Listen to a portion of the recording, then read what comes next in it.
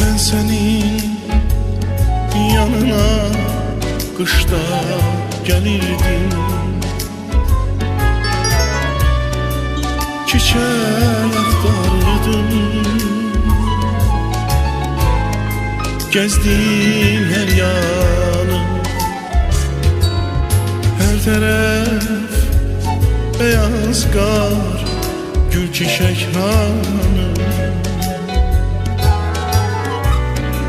Tapıp bir dipçekten ahır ki derdim, tapıp bir dipçekten ahır ki derdim. Sonra söyledim ki baharda senler bir deste bağlaram yaz günlerinden. Budur yola salıp karlı kışım ben, senin gülüşüne gelmişem yine, gelmişem yine, gelmişem yine. Senin gülüşüne gelmişem yine, gelmişem yine senin görüşüne.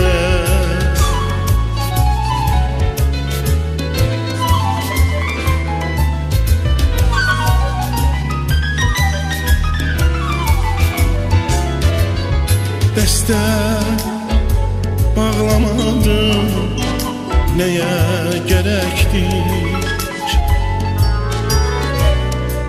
Bak odur nergizler, doludur lekler. Lalenin ətrini yayır küləklər.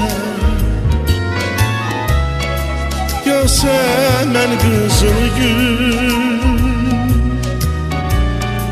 leçek leçektir.